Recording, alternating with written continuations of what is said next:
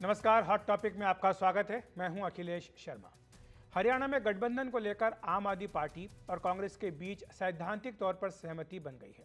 आप सांसद राघव चड्ढा और कांग्रेस महासचिव केसी वेणुगोपाल के बीच इस पर चर्चा हुई है। अब सीटों की संख्या और विधानसभा क्षेत्रों को लेकर बातचीत होनी है। आम आदमी पार्टी से गठबंधन को लेकर कांग्रेस पार्टी ने एक कमेटी भी बना दी है। इसमें दीपक बावरिया, अजय माकन और दीपेंद्र हुड्डा को शामिल किया गया है। ये कमेटी औपचारिक तौर पर इस बारे में बातचीत करेगी।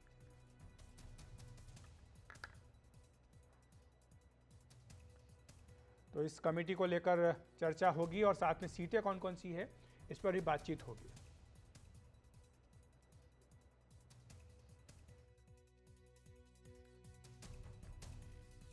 तो इसी पर चर्चा करने के लिए हमारे साथ हमारे सहयोगी अंकित त्यागी न्यूज़ रूम से मौजूद है। अंकित, क्या कारण है कि पहले तो कांग्रेस और आम आदमी पार्टी दोनों ने कहा था कि अलग अलग चुनाव लड़ेंगे, ये हृदय परिवर्तन कैसे हो गया और अब क्या लग रहा है कि सीटों की संख्या कितनी होगी, कितने पे बातचीत आकर के रुकेगी? अखिलेश जी, देखिए, मुझे लगता है 2024 का जो चुनाव हुआ है उसने कहीं ना कहीं जो जिस तरह की सोच थी आम आदमी पार्टी का, क्योंकि उससे बीते हुए ज़्यादा समय हुआ नहीं है, उसको कम से कम धरातल पे ज़रूर ला दिया है। और कहीं ना कहीं एक अंडरस्टैंडिंग ये भी है कि इस बार बीजेपी को 10 साल बाद हरियाणा से अगर हटाने का एक मौका दिख रहा है, कांग्रेस को दिख रहा है, तो वो कोई भी चांस नहीं लेना चाहते। और कहीं ना कहीं राहुल गांधी की भी ये सोच, जो सूत्र बता रहे हैं कि वो इंडिया अलायंस को साथ लेके चलना चाहते हैं। जो आम आदमी पार्टी का क्लाइम डाउन है वो इस बात पर भी है कि अरविंद केजरीवाल पिछले कई महीनों से जेल में हैं। उनके नेता पूरी तरीके से, क्योंकि अरविंद केजरीवाल के साथ स्ट्रैटेजी मीटिंग हो या किस तरह की चर्चा हो वो ठीक से हो नहीं पा रही है, तो वो नहीं चाहते कि किसी भी तरीके से आम आदमी पार्टी वहां पर चुनाव लड़े लेकिन उसे सफलता ना मिले। तो कांग्रेस के साथ अगर गठबंधन होता है तो कम से कम जितनी भी सीटें उन्हें मिलेंगी वहां पर एक चांस बन जाता है उनके जीतने का, और उसके बाद जो गठबंधन है उसको थोड़ी मजबूती और मिलेगी। मैं आपको ये बता दूं कि सूत्र ये भी बता रहे हैं कि राघव चड्ढा, आम आदमी पार्टी के जो राज्यसभा के एमपी हैं, वो और केसी वेणुगोपाल जो ऑर्गेनाइजेशन सेक्रेटरी हैं और एमपी हैं कांग्रेस पार्टी में, उनके बीच में अब जो चर्चा है वो फाइनल दौर में पहुंच गई है। चर्चा आज रात को या कल सुबह होगी, जिसमें कितनी सीटें दी जाएंगी और कौन कौन सी सीटें दी जाएंगी। खास तौर से आम आदमी पार्टी ये कह रही है कि देखिए, कांग्रेस हमें सीट अगर दे दे लेकिन हमें हारने वाली सीट मिले तो उससे हमारा कोई फायदा नहीं है। तो कम से कम चाहे सीटों की संख्या जो है वो बहुत ज्यादा ना हो लेकिन अच्छी जिताऊ सीट मिले, इसकी आम आदमी पार्टी कोशिश कर रही है। राघव चड्ढा और केसी वेणुगोपाल के बीच में चर्चा होनी है और वो कम से कम उम्मीद यही लगा रहे हैं कि जल्द से जल्द ये जो डील है वो फाइनल हो जाएगी। एक महत्वपूर्ण बात इसमें ये भी जोड़ देता हूं कि कम से कम अभी तक जो बातचीत है वो हरियाणा पे फोकस्ड है। दिल्ली को लेकर, जिसका चुनाव अगले साल फरवरी में होना है, उस पर अभी तक कोई बातचीत नहीं हुई है। ये ज़रूरी था अंकित बताना कि दिल्ली को लेकर अभी बातचीत नहीं हुई, क्योंकि सवाल यही उठेगा कि अगर हरियाणा में अलायंस हो रहा है तो फिर बाद में दिल्ली का क्या होगा, क्योंकि दिल्ली में अभी अगले साल की शुरुआत में चुनाव होने जा रहा है। बहरहाल, शुक्रिया आपका इस तमाम जानकारी के लिए। तो अंकित बता रहे हैं कि किस तरह से कांग्रेस और आम आदमी पार्टी के बीच सैद्धांतिक तौर पर सहमति बन गई है कि साथ मिलकर चुनाव लड़ेंगे हरियाणा का। अब सीटें कितनी होंगी, कौन सी सीटें होंगी, इस पर बातचीत के लिए कमेटी बना दी गई है। आपको बता दें कि अगर लोकसभा चुनाव में, जहां पर कि कांग्रेस और आम आदमी पार्टी ने मिलकर चुनाव लड़ा था, जिसमें कि समझौते के तहत 9 सीटों पर कांग्रेस ने और 1 सीट पर आम आदमी पार्टी ने चुनाव लड़ा था, इसमें से कांग्रेस ने 5 सीटें जीती थी, आम आदमी पार्टी कोई सीट नहीं जीत पाई थी। अगर इस जीत को या इस परिणाम को विधानसभा में परिणामों में तब्दील करें तो कांग्रेस को 42 सीटों पर और आम आदमी पार्टी को 4 विधानसभा सीटों पर बढ़त मिली थी। यानी दोनों पार्टी को अगर मिला दिया जाए तो इनका आंकड़ा मिलाकर के 46 होता है, जो कि बहुमत के आंकड़े के करीब करीब बिल्कुल बराबर है। तो ऐसे में शायद ये भी एक कारण रहा होगा कि कांग्रेस और आम आदमी पार्टी ने साथ मिलकर चुनाव लड़ने का फैसला किया है। और इस बीच टिकटों की मारामारी के बीच कांग्रेस की केंद्रीय चुनाव समिति ने हरियाणा में 34 उम्मीदवारों के नामों को अंतिम रूप दे दिया है। खबरों के मुताबिक 22 मौजूदा विधायकों के नाम फाइनल कर दिए गए हैं। कांग्रेस में इनका टिकट पक्का हो चुका है। जिनका टिकट पक्के हैं उन पर एक बार नजर डाल लेते हैं। भूपेंद्र सिंह हुड्डा पूर्व मुख्यमंत्री गढ़ी सांपला किलोई से चुनाव लड़ेंगे।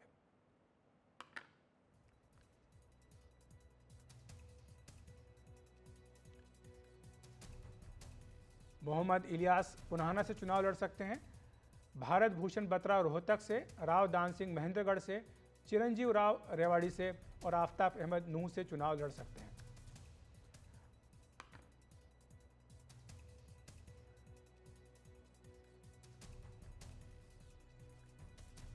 हमारे सहयोगी मनोरंजन भारती हमारे साथ जुड़ गए न्यूज़ रूम से इसी पर चर्चा करने के लिए। मनोरंजन, कब तक इंतजार करेंगे जो कांग्रेस के सपोर्टर्स हैं या जो लोग चाहते हैं टिकट, कब तक ये सूची आएगी? देखिए, आजकल आजकल हो रहा है, बीजेपी में भी आजकल हो रहा है, कांग्रेस में भी आजकल हो रहा है। करीब करीब जो जितने सीटिंग विधायक है जिसकी आपने बात की, जिसमें कि बड़े बड़े नाम आपने गिनाए, उन सब के टिकट जो हैं फाइनल कर लिए गए हैं। करीब 35 नाम जो हमारी जानकारी में उनका टिकट फाइनल हो गया है। लेकिन मैं कुछ एक इंटरेस्टिंग कहानी आपको बताने आया हूँ कि दो पहलवानों के बारे में बात की जा रही है। आपने देखा होगा कि जिस ढंग से विनेश फोगाट जब पेरिस ओलंपिक के बाद दिल्ली लौटी और उसके बाद दीपेंद्र हुड्डा ने उनका जिस ढंग से एयरपोर्ट पर वेलकम किया और उनका जो एक जुलूस निकला, रैली निकला और उसमें दीपेंद्र हुड्डा साथ साथ दिखाई दिए, तो इस बात की बड़ी चर्चा होने लगी कि क्या विनेश फोगाट को कांग्रेस टिकट देगी या नहीं देगी, क्या जो है बजरंग पुनिया को कांग्रेस टिकट देगी या नहीं देगी। तब इस पर जो अपडेट ये है कि विनेश फोगाट को यदि विधानसभा का चुनाव लड़ना है, ये निर्णय उनके ऊपर छोड़ दिया गया है। हाँ, इतना जरूर हमें बताया गया कि यदि विनेश फोगाट चुनाव लड़ती हैं तो उनको दादरी विधानसभा से टिकट मिल सकता है। और यहाँ पर एक और इंटरेस्टिंग ट्विस्ट आता है, क्योंकि आपको मालूम है कि दादरी से विनेश की चचेरी बहन और महावीर फोगाट की बेटी जो है बबीता, वो बीजेपी से चुनाव लड़ चुकी हैं। और तो ये मुकाबला यदि होता है तो काफ़ी दिलचस्प मुकाबला होगा। दो चचेरी बहनों के बीच में ये मुकाबला हो सकता है यदि विनेश फोगाट चुनाव लड़ने के लिए हाँ करती है। तो यही वजह है कि इन सीटों पर अभी तक ना तो कांग्रेस ने ना बीजेपी ने नामों की घोषणा नहीं की है। दूसरा नाम बजरंग पुनिया का लिया जा रहा है। बजरंग पुनिया कांग्रेस से चुनाव लड़ना चाहते हैं।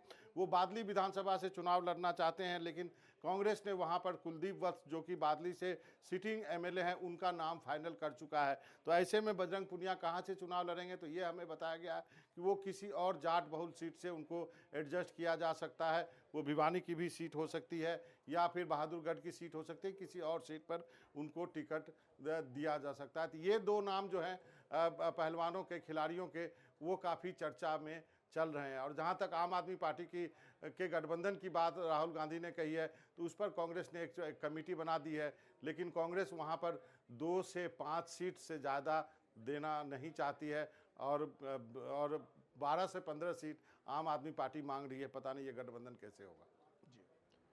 तो गठबंधन में यही होता है कि जो मांग होती है शुरुआत में सबसे ज़्यादा होती है, उसके बाद धीरे धीरे करके दोनों पार्टियां कदम पीछे खींचती है। तो एक रियलिस्टिक जो कॉमन ग्राउंड है उस पर पहुंचा जाता है। शुक्रिया आपका मनोरंजन इस तमाम जानकारी के लिए। और हरियाणा की बात करते हैं तो यहाँ पर चुनाव से पहले गैंगस्टर गोल्डी बराड़ का करीबी गोकुल सेतिया कांग्रेस में शामिल हो गया है। गोल्डी बराड़ लोकप्रिय पंजाबी गायक सिद्धू मूसेवाले की हत्या में मोस्ट वांटेड है। गोल्डी बराड़ के साथ गोकुल सेतिया की फोटो वायरल हो गई। ड्रग तस्करी के मामले में अमेरिकी जेल में बंद सनी मुल्तानी के साथ भी गोकुल की तस्वीर है। गैंगस्टर से कनेक्शन रखने वाले गोकुल सेतिया की कांग्रेस में एंट्री पर सवाल उठ रहे हैं। मूसेवाला के हत्यारों से संबंध रखने वाले गोकुल सेतिया के कांग्रेस में शामिल होने से उनके फैंस नाराज हो गए हैं।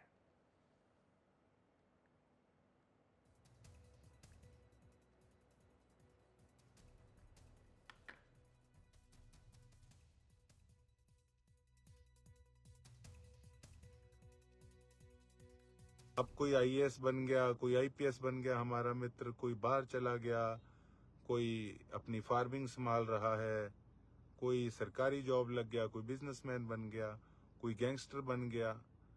तो आज जो स्टूडेंट्स पढ़ रहे हैं 10 साल बाद उनके साथी क्या बन जाएंगे किसी को पता होता है। और मेरी किसी के साथ कोई इन्वॉल्वमेंट हो किसी प्रकार की तो बताएं। तो मेरी तो चीजें स्पष्ट है विधायक जी, गूगल के ऊपर सर्च कर लीजिए। और इसी पर अधिक जानकारी दे रहे हैं हमारे सहयोगी गुरप्रीत। हरियाणा की सियासत में लगातार गठजोड़ हो रहे हैं और लगातार सियासी दांव भी खेले जा रहे हैं। अलग अलग नेता अलग अलग पार्टी ज्वाइन कर रहे हैं, लेकिन आज हरियाणा में सियासत उस समय गर्मा गई जब सरसा से गोकुल सेतिया ने कांग्रेस ज्वाइन की। गोकुल सेतिया जो पिछली बार इंडिपेंडेंट लड़े थे और बहुत कम मार्जिन से वहां से इलेक्शन हारे थे, उनकी कांग्रेस ज्वाइन करने के बाद लगातार कुछ तस्वीरें वायरल हो रही हैं और तस्वीरों में उनकी फ़ोटो गैंगस्टर गोल्डी बराड़ के साथ वायरल हो रही है। लेकिन वहीं गोकुल सेतिया का ये कहना है कि ये जब वो कॉलेज में पढ़ते थे उस समय की तस्वीरें हैं और उस समय गोल्डी बराड़ जहाँ और जो उनके साथी थे वो उनके साथ पढ़ते रहे थे। और कहीं ना कहीं गोकुल सेठिया का ये कहना है कि कहीं ना कहीं ये पिक्चरें पॉलिटिकल मोटिव से वायरल की जा रही हैं। अब देखते हैं कि कांग्रेस इस पे क्या स्पष्टीकरण देते हैं, लेकिन हरियाणा की सियासत गोकुल सेठिया को लेके लगातार गरमाई हुई है। वहीं ऑपोजिशन पार्टीज भी इस बात पे सवालिया चिन्ह लगा रही हैं कि गोकुल सेठिया की गोल्डी बराड़ के साथ जो तस्वीर है उस पे कांग्रेस क्यों नहीं स्पष्टीकरण दे रही। कैमरामैन राजेश के साथ गुरप्रीत सिंह शीना फॉर एनडीटीवी चंडीगढ़। और हर चुनाव से पहले दल बदल का सिलसिला देखने को मिलता है। हरियाणा चुनाव से पहले भी नेता पाला बदल रहे हैं, लेकिन हरियाणा के युवा मतदाता चाहते हैं कि ऐसे दल बदलुओं को रोकने के लिए कानून बनना चाहिए। कुछ युवा मतदाताओं से बात की हमारे सहयोगी गुरप्रीत सिंह छीना ने। युवा पॉलिटिक्स में और देश को बिल्ड करने में एक अहम रोल अदा करते हैं। आज हम हरियाणा के युवा के साथ हैं, यहाँ पे उनसे बात करेंगे क्योंकि लगातार हरियाणा में ये ट्रेंड देखने को मिला है। पिछले कुछ दिनों में काफ़ी लीडर कई पार्टियां बदल चुके हैं। अगर बात करें जेजेपी की तो जेजेपी के काफ़ी नेता बीजेपी ज्वाइन कर चुके हैं और उसमें कुछ मिनिस्टर भी रहे हैं हरियाणा सरकार में। तो आइए इनसे बात करते हैं कि इनका क्या ओपिनियन है कि लास्ट मोमेंट पे पॉलिटिशियन अपॉर्चुनिटी देखते हैं और पार्टी बदलते हैं। जो पार्टी बदल रहे हैं, अगर उन्होंने अपनी पार्टी में काम किया होता तो आई थिंक उनको पार्टी बदलने की ज़रूरत नहीं होती। दिस इज़ टोटल अनएथिकल और ये सब we should not encourage all this things. So we should not encourage. Well, he is also a voter of Haryana. He says we should not encourage. So what do you think about this thing, changing of a party from one party to another party? What do you think? आपको क्या लग रहा है? Sir for जैसे कि हम एक party से दूसरे पार्टी चेंज कर रहे हैं, मुझे लगता है इसमें बेस्ट पॉइंट ये हो सकता है कि ना कि यहाँ पर हमें एक प्रॉपर पॉलिसी बनानी चाहिए। जो बंदा 5 या 10 साल से ऐसे काम करे उनके लिए एक इनकमिंग और आउटगोइंग की दोनों की एक प्रॉपर पॉलिसी होना चाहिए। So that point be a best point from my side कि पॉलिसी होना बहुत ज़्यादा मैंडेटरी है। तो वेल ही सेज कि पॉलिसी होनी चाहिए क्योंकि कोई भी किसी भी पार्टी को छोड़ के किसी भी पार्टी को ज्वाइन करता है। तो आपको क्या लगता है कि ये पॉलिसी होनी चाहिए? सर बिल्कुल होनी चाहिए। रूल्स एंड रेगुलेशंस जो अपनी खुद की पार्टीज़ जो पार्टीज़ हैं उन्हें खुद का एक रूल्स एंड रेगुलेशंस में ये बात डालनी चाहिए कि अगर पार्टी छोड़ के जाएंगे तो क्या कॉन्सिक्वेंसेस रहेंगे, और जब कोई पार्टी छोड़ के अपॉर्चुनिटिस्ट बंदा नई पार्टी ज्वाइन करना चाहता है तो उसे क्या कॉन्सिक्वेंसेस फेस करने पड़ेंगे, और जो पिछले साल से इतनी मेहनत कर रहे हैं उनके लिए क्या सुविधा रहेगी पार्टी के अंदर। तो हम देखते हैं कि ये कहते हैं कि हम वो उस पार्टी में जाएंगे दोबारा से रूल करेंगे। तो आपको लगता है कि ऐसे जो सिस्टम चलता है तो कुछ लोग ही रूल कर पा रहे हैं पूरे स्टेट में? जी बिल्कुल, पिछले टाइम से डेवलपमेंट जो हमारे हरियाणा में नहीं हो पा रही है उसका सबसे बड़ा मेन रीज़न यही है। वही लोग दोबारा पार्टी चेंज करते हैं, दूसरी पार्टी से जीतते हैं, फिर असेंबली में बैठ जाते हैं। वही सेम चेहरे हमें इतने लंबे टाइम से देख रहे हैं कि असेंबली में वही लोग बैठ रहे हैं। जो लोग पहले किसी पार्टी ने डेवलपमेंट नहीं करवाए दूसरी पार्टी में कैसे करेंगे, और ये चीज़ें पार्टी तभी चेंज करेंगी, पार्टीज तभी इस बारे में पॉलिसीज़ कुछ सोचेंगी कि भाई हमें इस बच्चे को टिकट नहीं देनी, जब वोटर्स उसे रिजेक्ट करेंगे। पहला ये वोटर्स का होता है, हमारा है कि हम उस पर्सन को रिजेक्ट करें कि हम भाई हम इसे वोट नहीं देंगे, पार्टीज खुद छोड़ देंगी। तो बिल्कुल ये जो हरियाणा के युवा हैं उनका इंडिपेंडेंट व्यू है कि जो पार्टी बदलते हैं इसके लिए कानून होना चाहिए। जब पार्टी छोड़ते हैं तो कानून है, लेकिन पार्टी ज्वाइन करने का कोई कानून नहीं। उनका ये कहना है कि कहीं ना कहीं पार्टी बार बार ज्वाइन करने से, एक पार्टी छोड़ के दूसरी पार्टी ज्वाइन करने से सरकार में यही लोग रहते हैं और इससे जो डेवलपमेंट है स्टेट की वो भी अफेक्ट होती है। तो इसलिए युवा जो यहाँ के हरियाणा के हैं उनकी मांग है कि इसके लिए कोई प्रॉपर लॉ बनना चाहिए। कैमरामैन राजेश के साथ गुरप्रीत सिंह शीना फॉर एनडीटीवी पंचकुला हरियाणा।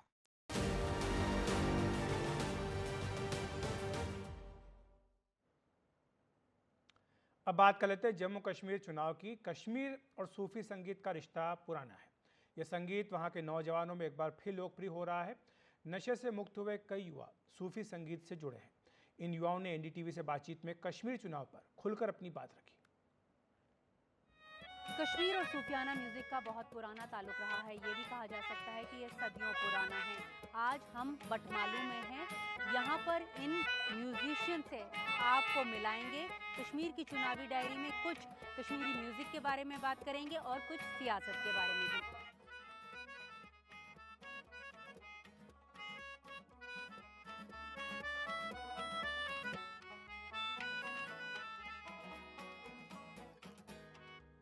अब हम आज चुनावी डायरी में सर बात करते हैं इसकी।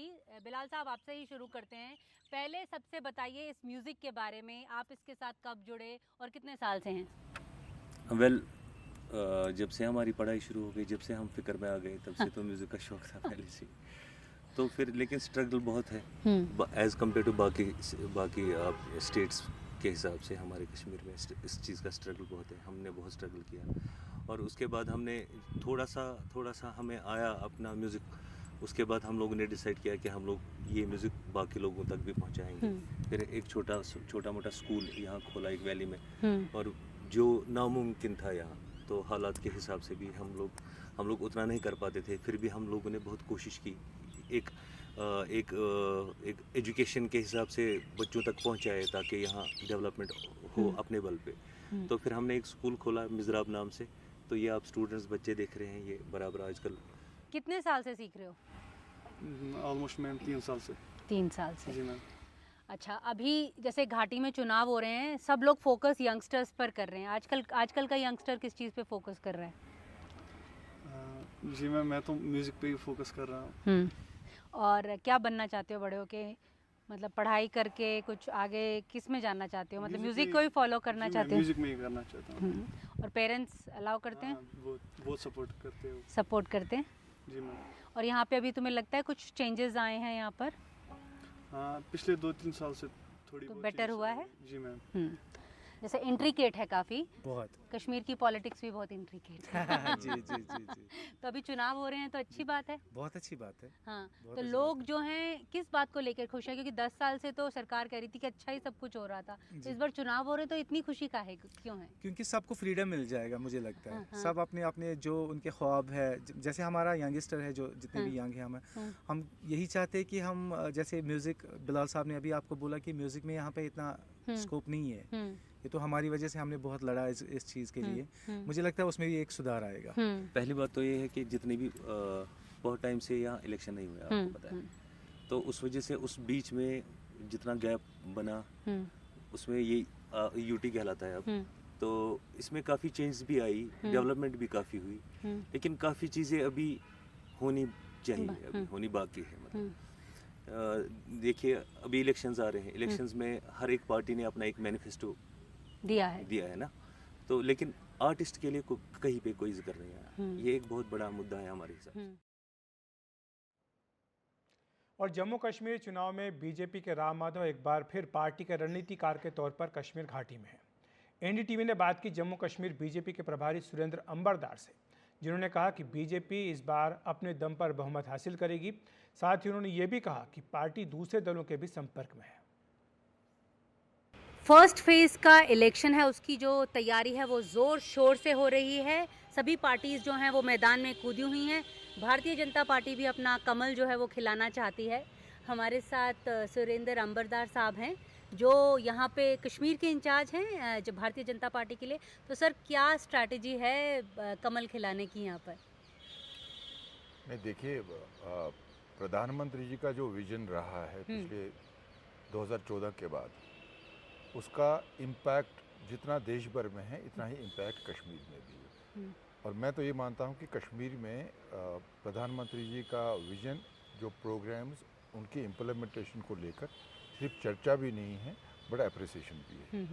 और उसमें 2-3 चीज़ें जो बहुत इम्पॉर्टेंट है कि कश्मीर में जो एनवायरनमेंट था, वो एनवायरनमेंट में, उस फिज़ा में जो बदलाव हुआ है, उसको सब लोग अप्रिशिएट करते हैं।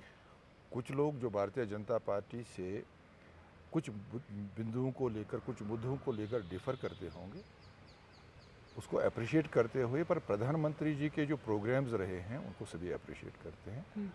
और सब चाहते हैं कि जो रिफॉर्म्स जम्मू कश्मीर में आए हैं और उनका जो एग्जीक्यूशन ग्राउंड में हुआ है, और जितने भी प्रोग्राम्स हुए हैं उसमें यूथ को लेकर, महिलाओं को लेकर, डेवलपमेंट को लेकर, हेल्थ को लेकर जितना इम्प्लीमेंटेशन हुआ है और जितना लोगों ने लाभ लिया है, उस पर एकदम से जो प्रधानमंत्री की एप्रिसिएशन हर घर में है। और इस आधार पे हम मानते हैं कि लोग चाहते हैं कि ये बदलाव बना रहे।